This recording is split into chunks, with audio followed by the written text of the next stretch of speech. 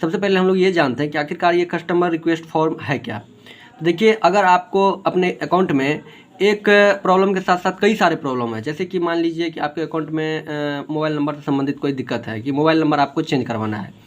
साथ ही mobile number के साथ साथ अगर आपको ये भी प्रॉब्लम है कि आप इंटरनेट बैंकिंग भी चालू करवाना चाहते हैं, या आपको ये भी प्रॉब्लम है कि आप केवाईसी भी करवाना चाहते हैं, तो फिर आपको अलग अलग फॉर्म लेने की ज़रूरत नहीं है। उसके लिए एसबीआई ने एक फॉर्म निकालना है, कस्टमर रिक्वेस्ट फॉर्म।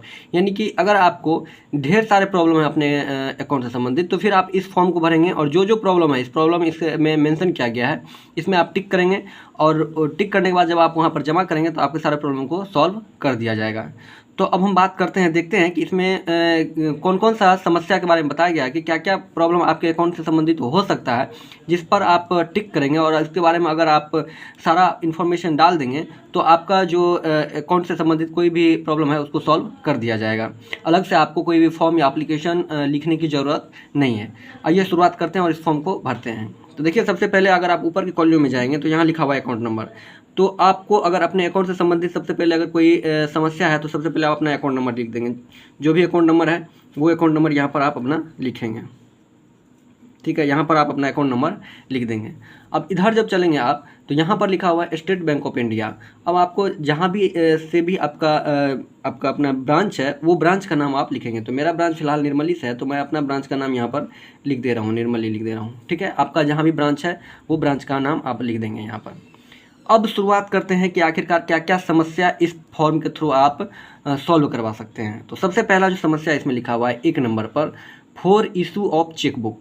यानी कि अगर आप अपने अकाउंट से चेकबुक इशू करवाना चाहते हैं, तो देखिए यहाँ लिखा हुआ है 20 पेज का, 50 पेज का, 100 पेज का या 10,000 पेज का। तो आपको इस जो 1 नंबर कॉलम है इसमें आपको टिक कर देना है। अब आप बोलेंगे, और देखिए 1 नंबर यहाँ भी छूट गया, यहाँ पर आप अपना डेट डाल देंगे, जिस भी डेट को आपको ये फॉर्म भरने जा रहे हैं वो डेट यहाँ पर आप डालेंगे। अब बात आती है कि इसको ये कैसे पता चलेगा कि हम किस अकाउंट से कर रहे हैं। तो सबसे पहले आप देखिए, जो ही आप यहाँ अकाउंट नंबर डालें ना, आपका सारा का सारा इंटरफेस वहाँ खुल जाएगा। अब जो भी आप करवाएंगे वो अपने अकाउंट से ही संबंधित आप करवाएंगे। तो 1 नंबर में वही दिया हुआ है कि अगर आप चेकबुक इशू करवाना चाहते हैं और कितने नंबर पेज का इशू करवाना चाहते हैं, तो फिर आपको यहाँ पर 1 नंबर वाले में टिक करना है। अगर आप चेकबुक इशू करवाना चाहते हैं तो किस अकाउंट से, सेविंग अकाउंट से या करंट अकाउंट से या आप सीसी अकाउंट से करवाना चाहते हैं। तो अब अगला आता है कि फॉर चेकबुक फैसिलिटी। मान लीजिए, तो ये तो अगर आपके अकाउंट में चेकबुक फैसिलिटी है तब ये करेंगे, लेकिन अगर आपके अकाउंट में चेकबुक फैसिलिटी दिया ही नहीं है। चेकबुक फैसिलिटी का मतलब होता है कि कई सारे अकाउंट होते हैं, जैसे जनधन खाता या जो माइनर अकाउंट होता है, उसमें चेकबुक फैसिलिटी नहीं दिया जाता है। तो फिर आपको अगर मान लीजिए मेजर अकाउंट हो गया और एक चेकबुक फैसिलिटी अभी भी नहीं दिया गया है, तो आप यहाँ से रिक्वेस्ट कर सकते हैं। और अगर आपको चेकबुक फैसिलिटी चाहिए तो आप इसमें टिक करेंगे और उसके बाद फिर आगे बढ़ जाएंगे अगर आपको कोई दूसरा समस्या है तो। अब तीसरे नंबर पर चलेंगे तो लिखा हुआ है प्रो ट्रांसफ़र ऑफ अकाउंट। अगर आप अपने अकाउंट को ट्रांसफ़र करवाना चाहते हैं, यानी कि अगर आप चाहते हैं कि मेरा अकाउंट एक जगह से दूसरी जगह ट्रांसफ़र हो, तो आप उस ब्रांच का नाम लिखेंगे जिस भी ब्रांच में आपको ट्रांसफ़र करना है। यहाँ पर आप ब्रांच का नाम लिखेंगे और उस ब्रांच का आपको कोड भी पता रहना चाहिए, जो कि कोड यहाँ पर डालेंगे। तो ये तो तीसरा प्रॉब्लम हो गया। अगर आपको चौथा प्रॉब्लम है, चौथा प्रॉब्लम में क्या दिया है कि अगर आप अपने अकाउंट को बंद करवाना चाहते हैं, तो बंद करवाने अगर चाहते हैं तो फिर आप चौथे नंबर कॉलम पर क्लिक करेंगे। यहाँ पर अपने अकाउंट नंबर डालेंगे और साथ में अगर आपका क्रेडिट अकाउंट है या अगर आपके पैसे हैं आपके अकाउंट में, तो फिर जो आप अपना पैसा किसी दूसरे अकाउंट में डलवाना चाहते हैं तो वो अकाउंट नंबर यहाँ पर आपको डालेंगे। पहले तो आप अपना अकाउंट नंबर यहाँ डालेंगे और अगर आपके अकाउंट में कुछ पैसे हैं तो उसको तो आपको ट्रांसफ़र करवाना पड़ेगा, तब जाके ही बंद होगा, तो वो अकाउंट नंबर आप यहाँ पर डाल देंगे। 5वें नंबर पर है कि अगर आप डुप्लीकेट पासबुक करें, यानी कि अगर आपका पासबुक गुम हो गया, फट गया है, कुछ भी हो गया है, तो फिर आपको साथ में एफआईआर का जो जिरॉक्स है वो रहना चाहिए और डुप्लीकेट पासबुक तब जा करके ही आपका इशू होगा। तो ये 5वें नंबर कॉलम से आपको ये चीज़ हो जाएगा। 6ठे नंबर में है कि for change of mobile number. अगर आप मोबाइल नंबर अपना चेंज करवाना चाहते हैं इस अकाउंट से, तो फिर आपको 6ठे नंबर कॉलम पर टिक करना है। साथ में आपको कौन सा मोबाइल नंबर डालना है, ये मोबाइल नंबर आप यहाँ पर लिखेंगे। देखिए, आप ठीक से देख लेंगे, यहाँ पर डालना है आपको।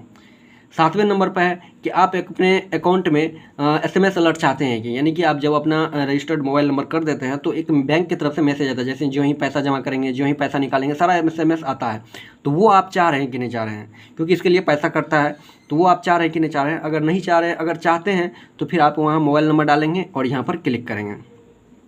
8वें नंबर पर है इशू ऑफ एटीएम कार्ड। अगर आपको एटीएम कार्ड चाहिए अपने अकाउंट के लिए तो 8वें नंबर पर क्लिक करेंगे।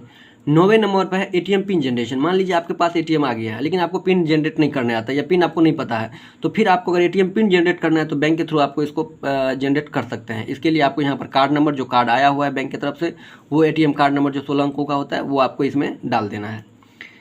10वें नंबर पर है एटीएम रिप्लेसमेंट, यानी कि अगर आपका एटीएम ख़राब हो गया या टूट फूट गया है तो फिर अगर आप एटीएम को चाहते हैं चेंज करना तो फिर आप 10वें नंबर के पॉइंट के थ्रू आप इसको चेंज कर सकते हैं।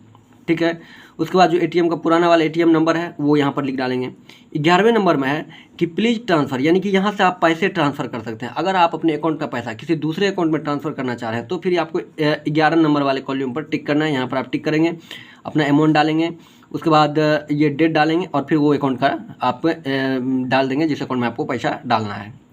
12वें नंबर पर लिखा हुआ है कि अगर आप अपना डीडी को कैंसिल करवाना चाहते हैं तो फिर आप डीडी का नंबर डालेंगे, यहाँ पर किस डेट को इशू हुआ है वो डालेंगे, किसके नाम से इशू हुआ है वो डालेंगे और फिर तब जाकर और वो अकाउंट नंबर डालेंगे अपना, और इस तरीके से वो आप अपना डीडी को कैंसिल करवा सकते हैं 12 नंबर के पॉइंट से। 13 नंबर में ये आसान सा है कि अगर आप ईमेल आईडी चाहते हैं चेंज कराना या अपडेट करना तो फिर आप अपना ईमेल आईडी इसमें डालेंगे। 14 नंबर में है कि एटीएम इंटरनेट बैंकिंग रजिस्ट्रेशन करना चाहते हैं तो आप 14वें नंबर को क्लिक करेंगे। 15वें नंबर में है कि अगर आप मोबाइल बैंकिंग रजिस्ट्रेशन करना चाहते हैं तो यूजर आईडी यहाँ डालेंगे और साथ में मोबाइल नंबर डालेंगे। 16वें नंबर में है कि अगर आपका जो अकाउंट है उसको आप चेंजिंग करवाना चाहते हैं, सेविंग से, बेसिक से, स्मॉल से आप प्रीमियम अकाउंट में या प्लस एसबी अकाउंट में, तो फिर आप 16वें नंबर को क्लिक करेंगे। और 17वें नंबर में है कि अगर आप अपना नाम या एड्रेस, यानी कि आपको अगर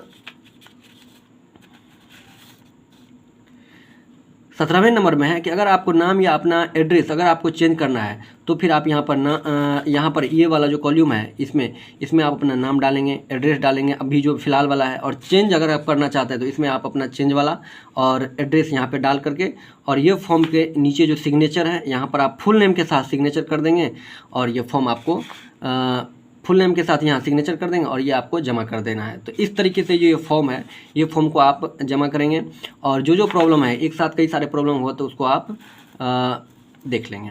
आशा करूँगा ये वीडियो आपको पसंद है। अगर ये वीडियो पसंद तो मेरे चैनल को सब्सक्राइब कीजिए, वीडियो को लाइक कीजिए, ज़्यादा से ज़्यादा शेयर करना ना भूलिए। धन्यवाद।